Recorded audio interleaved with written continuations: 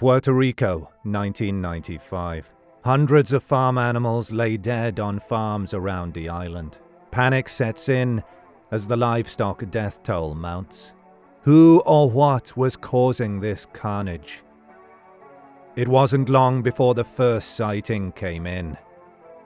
It was a demon-like creature from hell or straight off a UFO, depending on who you asked.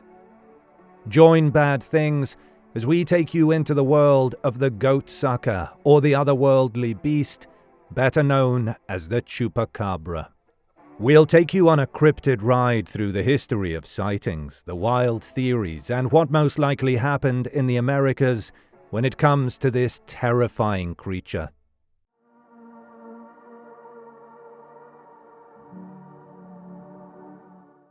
In March of 1995, 8 sheep were discovered dead and drained of blood on the island of Puerto Rico. There were obvious puncture wounds on their chest areas, but the bite marks could not be linked to any known predator species.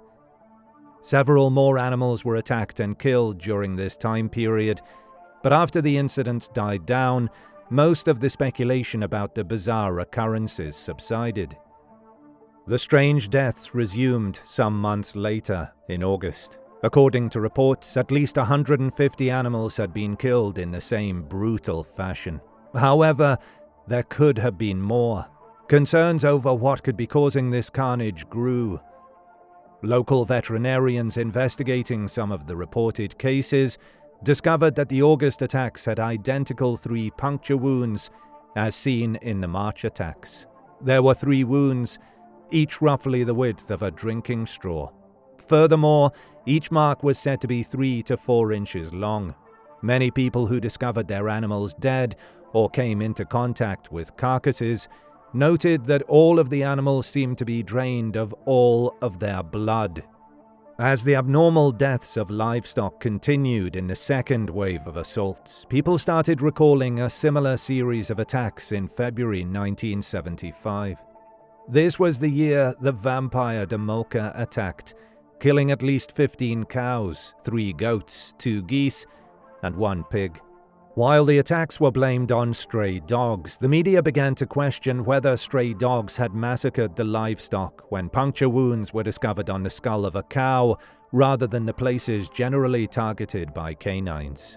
This killing spree was quickly forgotten due to the short time frame and comparatively small quantity of livestock killed. But this account was re-investigated when the 1995 attacks started. As the story spread, one woman came forward with an eyewitness account of the elusive livestock killer. Madeline Tolentino provided a detailed description of the monster, including its bipedal form, pitch-black eyes, and spikes down its back. This sighting did not match any known species on the island, which alarmed the locals. The beast described by Madeline Tolentino would not be the only sighting of a weird bipedal monster. Witnesses from all around the island claim to have seen several varieties of the creature. One teenage college student claimed to have seen a 3-foot-tall monster with black eyes the size of eggs, large teeth, and spikes running from its head to its back. Some stories described the cryptid as a large ape capable of running on 2 legs, while others described it as hopping on its hind legs as a kangaroo does. Madeline Tolentino's story was later dismissed due to an unfortunate coincidence and time frame that may have influenced what she saw. The flaw in Madeline's testimony did not become apparent until skeptic and researcher Benjamin Redford conducted his inquiry into the mythological creature, which was eventually published in his book, The Vampire Beast in Fact, Fiction, and Folklore. Redford started questioning several of the case's eyewitnesses and was finally able to track the claims down to the first witness, Tolentino. Her report was exceedingly thorough and precise, and Redford believed she had not fabricated any of it. Unfortunately, there was a significant issue that could not be overlooked. The film Species was released in July of 1995. The film told the story of an alien-human hybrid created by a group of scientists after receiving a signal from outer space. Everything was going according to plan until the hybrid, referred to as Syl, was taken over by the alien DNA, which transformed her into an unstoppable killer. The physical appearance of Syl, the alien-human hybrid, is uncannily close to the description of the monster by Tolentino. Redford established that Tolentino had watched the film, which had just been released 2 months before, and even went so far as to connect the beast she saw to the character Syl. While there was no definite proof that the monster was nothing more than human imagination, it questioned the validity of other testimonies provided, since so many people had read Tolentino's accounts of the physical appearance of the creature. As a result, it was impossible to tell which reports were accurate and which ones Tolentino had influenced. It should be noted that, according to Redford's account, he does not think Tolentino made up her description as a hoax. Rather, he thinks that the film became so real to Tolentino that when she saw a monster in her yard, her mind started to draw parallels between the circumstances she was in and the events shown in the film. His theory is that Tolentino saw what she did because her mind deceived her into thinking that the events of the film Species was occurring in front of her. So, where did the name Chupacabra come from? Chupacabra literally means goat sucker, derived from the words chupa, to suck, and cabras, goats. Throughout the Americas, it is called both chupacabras and chupacabra. The phrase was coined by Puerto Rican comedian Silverio Perez in 1995 while commenting on the attacks as a San Juan radio DJ.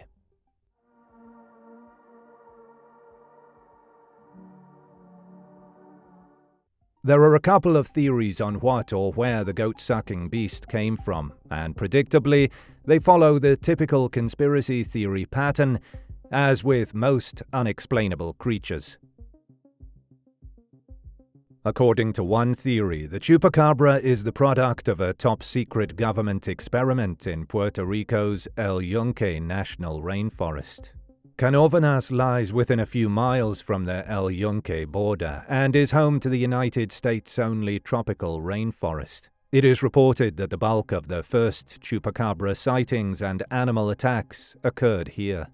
There are verified records of human experimentation in Puerto Rico by U.S. military doctors. Years before Dr. Joseph Mengele conducted sadistic experiments on captives in Nazi concentration camps, Dr. Cornelius Rhodes conducted a few of his own inhumane experiments on the people of Puerto Rico, whom he considered the dirtiest, laziest, most degenerate and thievish race of men ever inhabiting this sphere. Rhodes moved to Puerto Rico in the 1930s, working in public health to alleviate disease.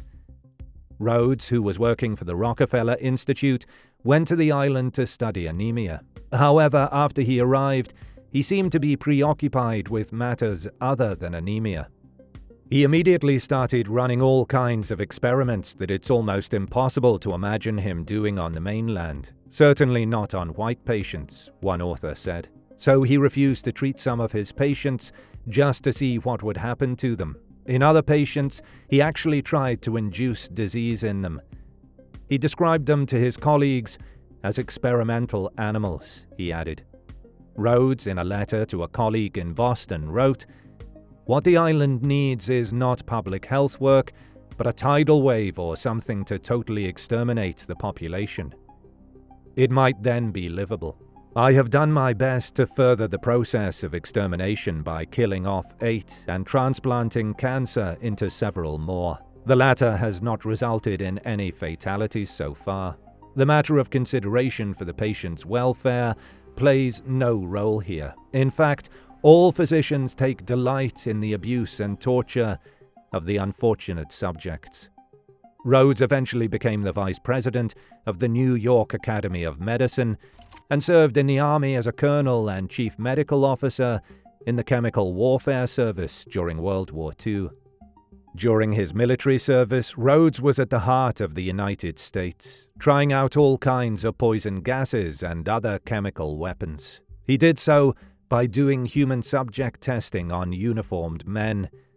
It turns out 60,000 in all. These men, many of whom were Puerto Ricans, had mustard agents applied to their skin. They were put in gas chambers with gas masks just to see what happened. And the United States also had an island near Panama that it claims it uses to run all kinds of chemical weapons tests. Puerto Rico also has a large population of rhesus monkeys, which are not native to the island and often stand on their hind legs. They were transported to the island for study in the 1930s, and a few of them escaped to form a feral population.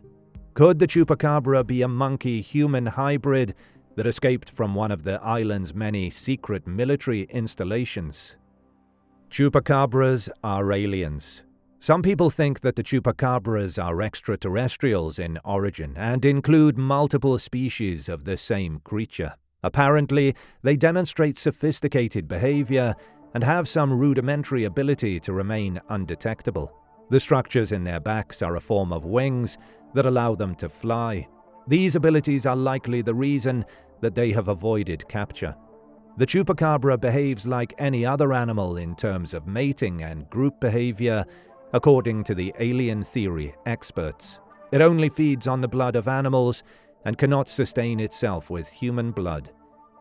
The species lives in cave-like structures which have never been found.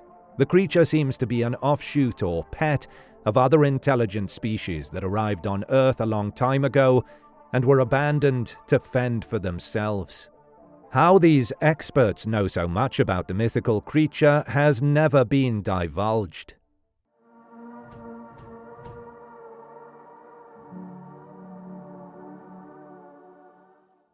Even while alleged sightings continue, the enigma of the chupacabra seems to have grown somewhat diluted with time. Although hundreds of articles have been published on the subject, as well as movies and documentaries, television shows, and multiple books, there is no factual proof to move this cryptid beyond the realm of folklore.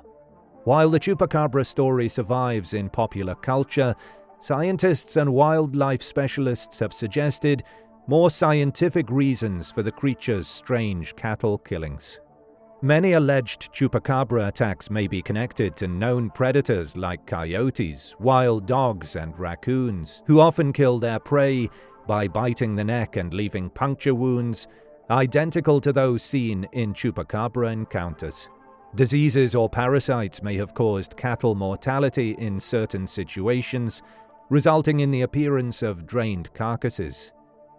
Furthermore, the power of suggestion and widespread hysteria might have helped the propagation of chupacabra legends, since people who are predisposed to believe in them may perceive mundane occurrences as proof of the creature's existence. Texas became a hub for chupacabra sightings in the early 2000s, with residents reporting odd and scary creatures in their state. One of the notable aspects of the Texan chupacabra sightings was the creature's appearance. Latin American witnesses perceived the chupacabra as a hairless creature with leathery or scaly skin. Texan chupacabras, on the other hand, were sometimes represented as bigger and more terrifying, like a cross between a dog and a lizard. Farmers and ranchers in Texas reported unusual deaths of animals, mainly goats, poultry, and calves, which they blamed on the chupacabra.